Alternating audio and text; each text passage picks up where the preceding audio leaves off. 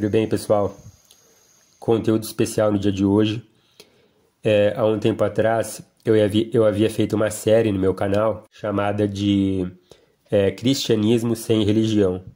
Bom, eu tinha feito essa série, depois eu encerrei. Agora eu retomo com esse conteúdo especial, tá certo? Eu acho que é interessante trazer esse tipo de reflexão. Não que eu vá fazer diariamente, tá? Eu acho que isso daí vai ser esporádico. De vez em quando eu venho aqui e vou tocar nesse assunto. E lembrando que... Por que tem esse nome, Cristianismo sem Religião?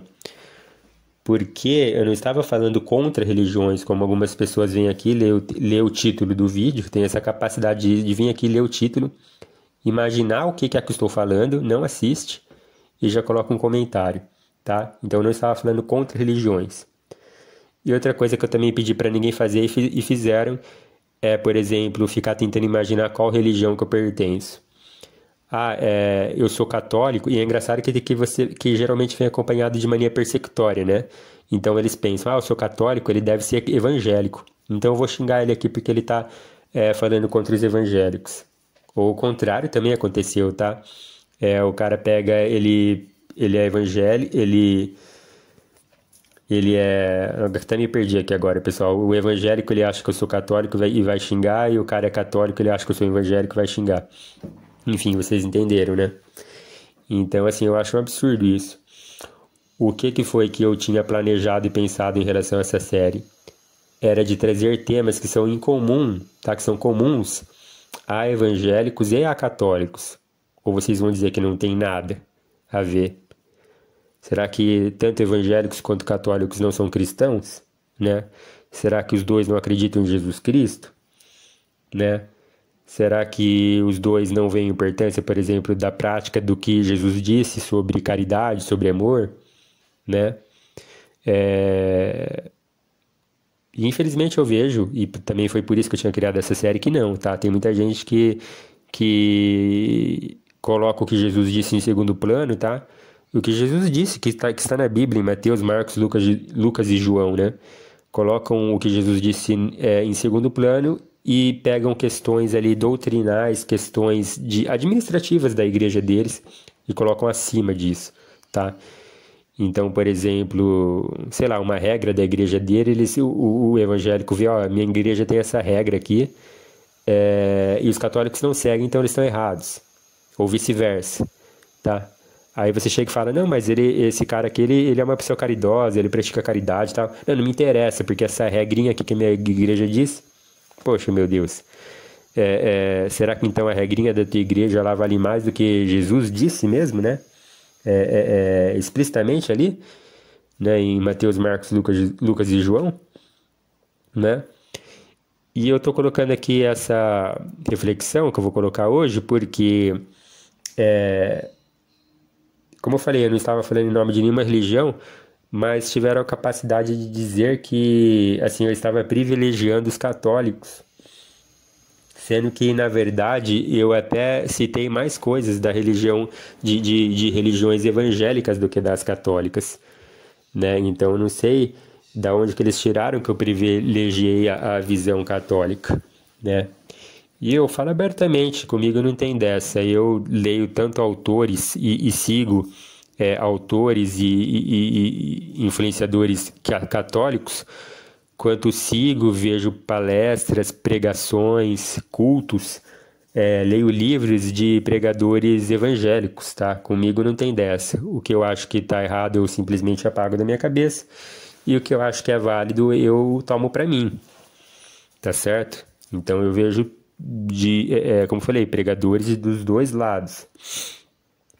E agora sim, se quiserem me acusar de estar privilegiando um lado católico, porque é uma reflexão assim pró-católica que eu vou fazer hoje. Porque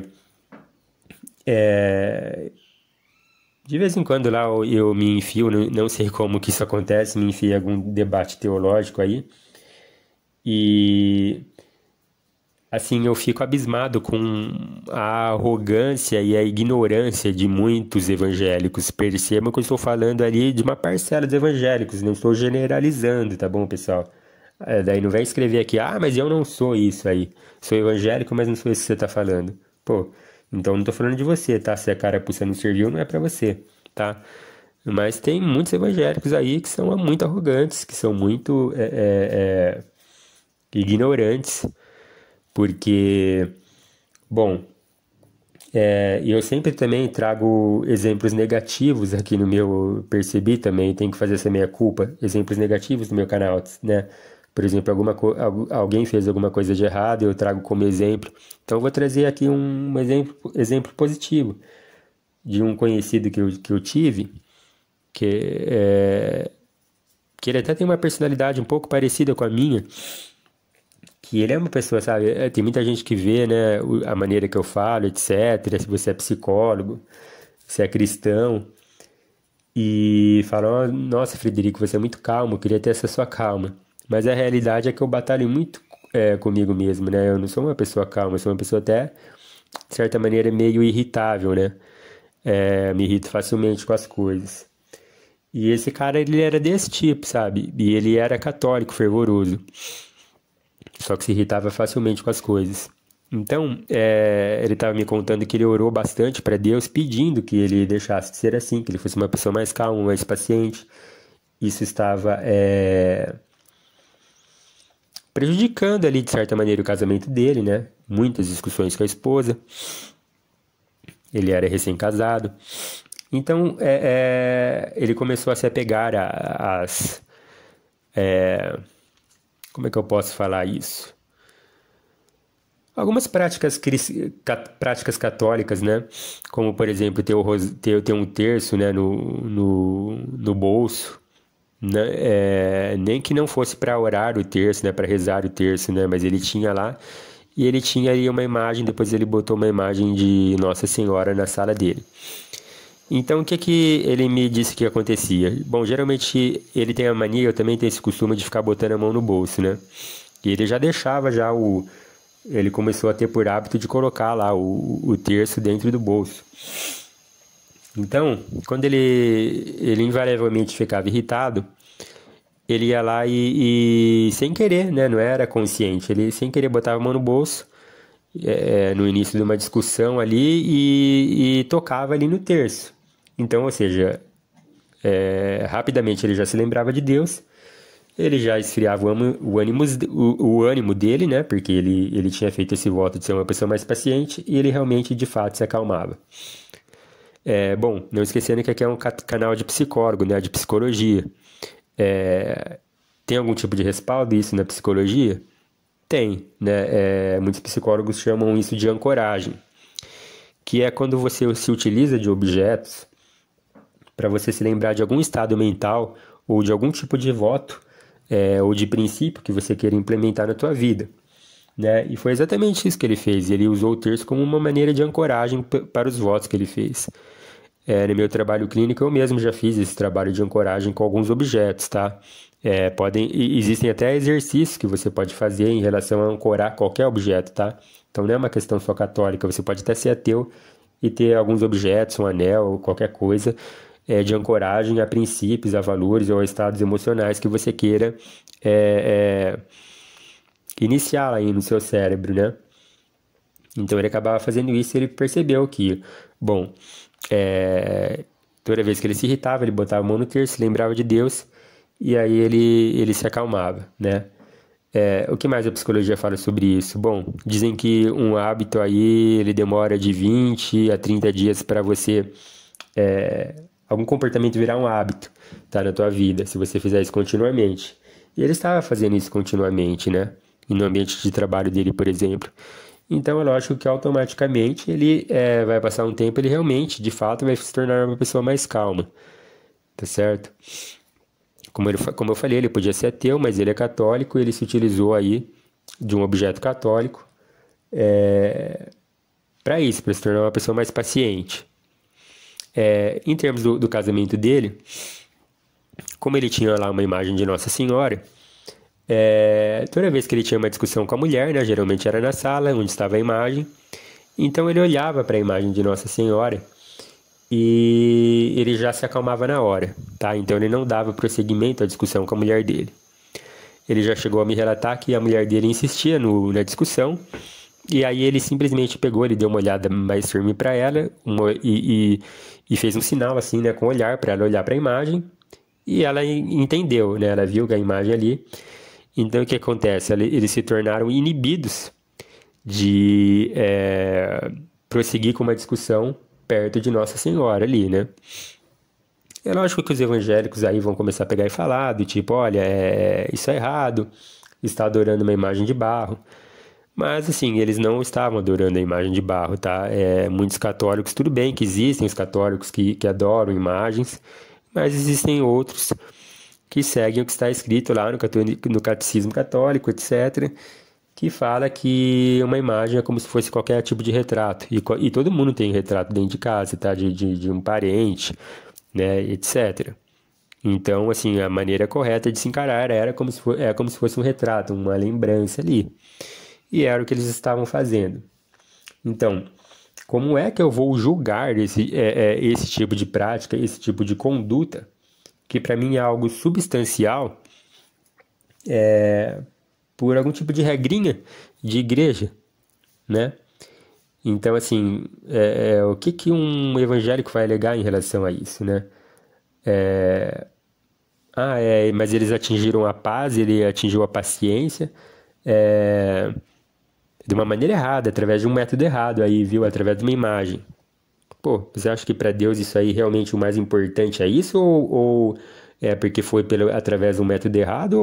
Ou realmente a coisa substancial ali, prática ali, que Deus vai se importar mais, né? O que é mais importante para Deus ali? Não é ali a harmonia de uma família? Que o marido respeite a esposa e a esposa respeite o marido, né? Que os seus filhos se tornem mais pacientes e amorosos, como ele ensinou que deveria ser feito, né? Então, assim, o que é mais importante, eles estão jogando fora, tem muitos religiosos que jogam fora o mais importante para ficar com a parte superficial e boba e patética, que não faz sentido, que não tem tanta importância assim, tá bom? Então, o que eu estou querendo dizer aqui não é para atacar evangélicos, né? Assim como eu não ataco católicos quando eu critico, eu acho que a gente critica o que a gente quer ver crescer também, né? Tudo bem que tem uns belos de filhas da mãe que às vezes só querem destruir, mas eu não faço isso, tá? Então eu consigo reconhecer boas práticas católicas, consigo reconhecer boas práticas evangélicas, e o que eu acho que eu tenho que criticar dos evangélicos e criticar dos católicos, eu critico, tá? E eu critico esse comportamento de não ver o que é ali mais importante ali, sabe? Não ter senso de proporções, né? Porque assim, opa, peraí. Esse cara tá seguindo o que Deus está falando, ele está sendo mais amoroso, respeitador, paciente com a esposa e com os demais, tá certo? Esse é o importante, né? E eu não entendo como muitos religiosos ali se colocam ali como donos da verdade, arrogantes, e não conseguem distinguir o que é mais importante ali dentro de um comportamento, de uma conduta. Tá bom? Então, assim, era essa a mensagem que eu queria falar, dizer hoje, tá?